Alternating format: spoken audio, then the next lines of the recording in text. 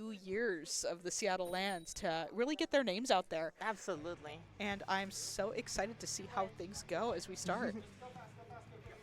I just want to shout out, I like the, it's really funny, the name, hold on a moment. Child Maxer. What? All right. Oh, I can't see the game. there we go. Thank Alright. you. We have missiles on the side of I Like Sushi, with the frozen pro that just goes down immediately, but no worries. All right, even though the score says 3-0, we are 0-0. This is the start of the game, and we are going to be in as it looks like I Like Sushi is now able to take that first lead and securing the zone. We see Chud Maxer being able to start spacing people out with that slosher as usual, as that weapon does best. And with the strikes, we are now being able to see a good-sized lockout, being able to secure a couple more points as we continue this push. And not even strikes are able to keep him out. Ooh. Actually, though, we go 2 down, Whoa. and Ollie is gonna, or Goldie is gonna have to go back in order to get them out of their zone. Enki unable to make the jump back out, and we see that I Like Sushi is able to recover quite quickly. Yeah, so right now it seems like MEGAMIKE FANCLUB is the purple team, while I Like Sushi is the orange team. You are correct, yes. Yes. yes. However, right now, MEGAMIKE FANCLUB, there we go.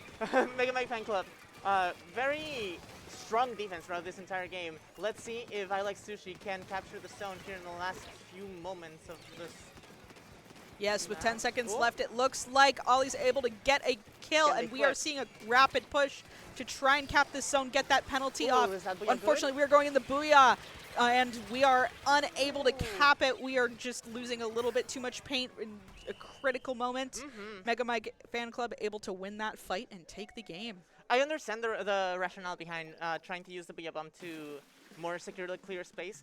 However, you have to take into account the downtime, the activation time for specials like that. Exactly. I would have liked to see that Booyah pop maybe a couple seconds before the fight really started, maybe as soon as Ollie got that kill, just because in that way we are able to then have that Booyah completely charged and ready when the team is taking that fight over the zone. But excited to see. Yeah. A little note that I want to add on the comment that I made last match is that it's really difficult in the moment as an individual player to tell exactly what you need to do. Going in, Ollie is changing to the bamboo, a classic. Oh boy, and we are seeing now Enki on that. I can't remember the name. Splatter shot. Wow, that's just a basic weapon. Guys, I'm tired. But we still have so much more to go, and we are seeing a quick, looks like 3 down on the side of I Like Sushi as MEGAMIKE FANCLUB is able to take first tower already at the first checkpoint, while it seems that I Like Sushi is now trying to rally a response and take their tower back. Very explosive start. Oh, they didn't quite get the checkpoint yet. So that can be good for... Ooh. Yeah, very strong, because that just means that the opposing team is going to have to go through the rest of that checkpoint all over again. And unfortunately, the Whale forces Ollie off of the tower, and we are seeing another back and forth, just kind of a scrap match right now. And we're going to see if MEGAMIKE FANCLUB can get through the rest of the checkpoints as they approach once more. Yeah, MEGAMIKE FANCLUB is doing a fantastic job at staggering their specials to keep the pressure up. Specials are basically what you have to adjust your entire gameplay around. Sometimes they just are your win condition. Yeah. But it's very important to know. Ooh, double here. Unfortunate double kill by the Dynamo Roller. Oh, I haven't played the game in so long, guys. I forgot Dynamo got buffed, and that thing is a menace, as we can see that splash damage just able to take 2, finish the chip off. And it looks like with, again, all this chip, all this paint flying, it's just really hard to avoid getting, hit. Yeah, and you can hear the Zipcaster going in the background. Same with this Killer Whale, just making sure that I Like Sushi cannot get a foothold on this map, on their defensive positions. And this might be, this second checkpoint for MEGAMIKE FANCLUB. Still lots of pressure. Yeah, approaching that third check now. We've got 19 points remaining. Unfortunately, it looks like I Like Sushi is just stuck in spawn. Hopefully able to get one. There's still two back. Another person goes down. This team, luckily, they are able to hold off the tower just a little bit longer. But with players being staggered as much as they are, they're just having a lot of trouble getting MEGAMIKE FANCLUB out of their street. Okay, I saw the roller camping the ledge there, and I was keeping an eye on that, but they managed to counter it. All right, yes, they are able to get at least one or two critical people out. The Splatana able to use their vantage point with the ledges. Going down to a bomb, unfortunately, that charge and just not being able to paint your feet as well. Really a core weakness of that weapon right now. And again, we are seeing, it doesn't look like MEGAMIKE FANCLUB is in too much of a rush, just trying to get the opening that they need in order to push a little bit farther. But again, they're not desperate for points right now. They've got all the time in the world. Yeah, I think right now the problem that I Like Sushi might be encountering is they don't have much force to accelerate with. Yeah. I can't remember what the Splatana they've got, what the special is on that. Is that Crab? No. I think it's Bubble. I think it's Bubble. No, I don't think it's Bubble. I don't remember. But yeah, their specials, I can see the need for they have a hard time finding an opening right now. Yeah. And I would really like to see I feel like they're just going to have to use more of their specials in coordination. It was the Booyah. That's what it was. Oh, it was Booyah. Yeah. Anyways, I feel like they're struggling a little bit and have to use their specials more in tandem in order to get the opening that they need, while MEGAMIKE FANCLUB is able to really open space on their own with their individual specials and being able to capitalize on those, again, with the staggering one at a time. And so I think it's just a resource battle right now. We're seeing a fight go on between the bucket and the sword, and it looks like a bit of a stalemate.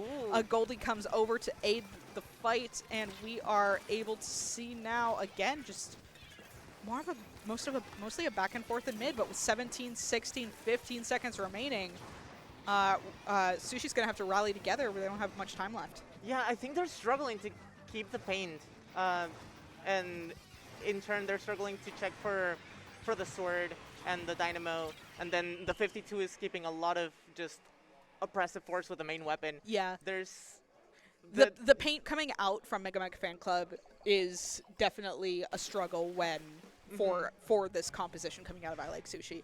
Yeah. I hope to see some kind of adjustment. Otherwise, MEGAMIKE FANCLUB only needs one more win now to be able to advance.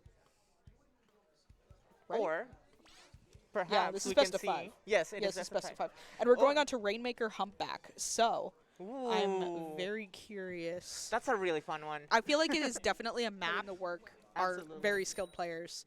And I'm very excited to see where everyone's mind's at as we go into Game 3 Pivotal match. on Rainmaker Humpback.